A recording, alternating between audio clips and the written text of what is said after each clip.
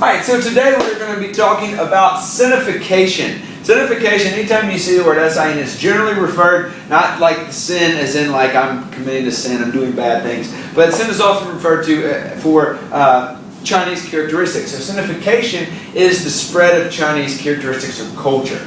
And here we kind of see China in green here. This would be during the Tang Dynasty when they took over more. The green is during the Song Dynasty, these golden ages. But specifically their culture is going to spread to Vietnam, Korea, and Japan, which is what we're going to be talking about today. But first, to really talk about the spread of Chinese culture, you have to know what Chinese culture is. Okay? The kind of big ideas of Chinese culture. So here they are.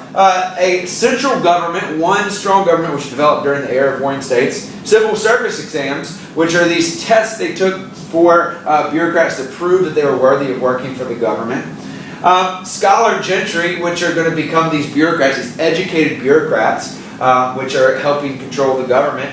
Confucianism is the main belief system. So you got to know Confucianism with a secular focus, so it's not really religious. It focuses on the 5 relationships of respect between the king and the subject, the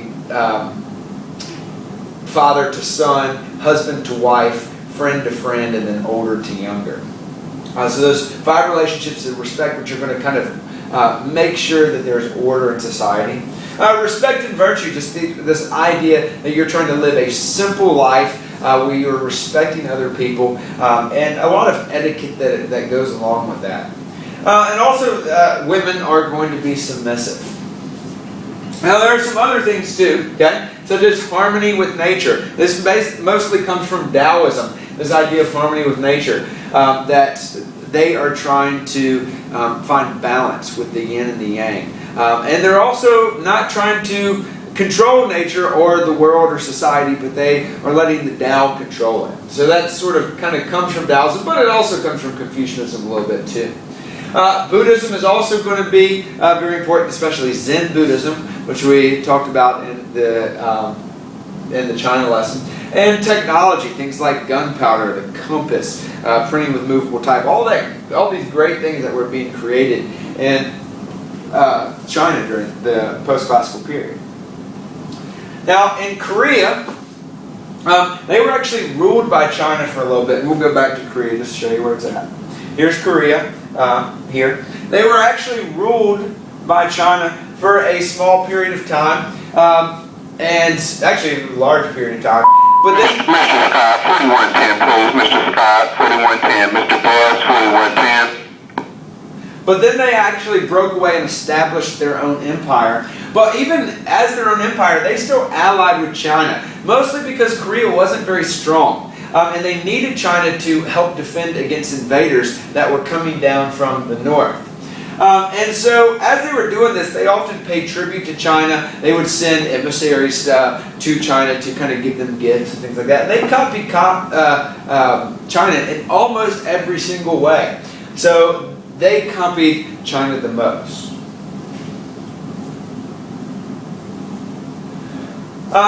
Now, another place, Vietnam. And I'm going to go back to the map for just a second. Here's Vietnam down here. Now, Vietnam was also at one point controlled by China. They were controlled by China during the Han Dynasty.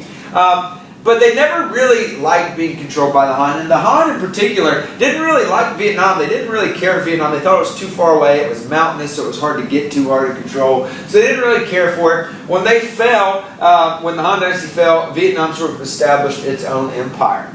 Now, while they were under the Han Dynasty, they did copy a lot of their things. 2 things in particular. Civil service exams and military strategy they got from China. Buddhism also spread, but Buddhism in part didn't just spread from China, it also spread over from India. So they did copy China in those ways, but they were also had some significant differences from China. One is that they did not believe in a central government. They believed in smaller village governments where a local ruler would kind of have power. They also believed that women should have rights, and they could even be bureaucrats. So they could have women scholar gentry. Women had much more status in Vietnamese civilization. Now, after a little while, the Vietnam split into two kingdoms. The Trinh dynasty controlled the north, and the Nguyen dynasty controlled the south. And this isn't too important for this time period, but it's going to play a huge role later on, especially when we get to the Cold War, talking about the Vietnam War, where there's a lot of conflict between the north and the south in Vietnam. Japan is another place that did copy China. So whereas Korea copied them almost entirely, Vietnam copied some things but didn't copy the other ones, Japan has kind of a different way of copying them. During the Nara period, there was a king, or a prince, Prince Shotoku, who made the Taika reforms. And this copied Chinese government in almost every single way. So they started, like Korea, copying almost everything. But well, they didn't copy everything. They didn't like the idea of scholar gentry. They wanted their class system or their government positions to still be based on birth, so that people could pass rule down to their children. But everything else they sort of copied. However, all of those things that they copied is going to change during the Han period, where the Fujiwara family takes over, and they kind of stop Sinification. One is that they sort of want to get back to the old ways. And so they go back to this two-leader system, having an emperor and a shogun. But they're going to develop feudalism, much like the feudalism of Europe. Okay, so they're going to have an emperor, the shogun at the top. That would be kind of the king. They're going to have the samurai, which is going to be the noble class of warriors. Okay, they're going to be the landowners who live by a code of honor called Bushido.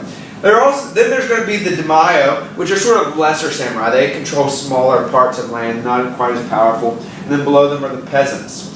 And the emperor and the shogun allow the samurai to have land, which in turn allow the daimyo to have a little bit of land, which allow the peasants to work the land. The peasants give the daimyo food and goods. The daimyo kind of in return pay taxes and are loyal up all the way to the emperor.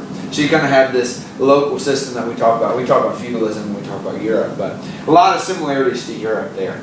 So Japan is going to copy China for a period, and then they're going to turn away from all the things that they copied and sort of go back to their own system. And so that is basically it for Sinification.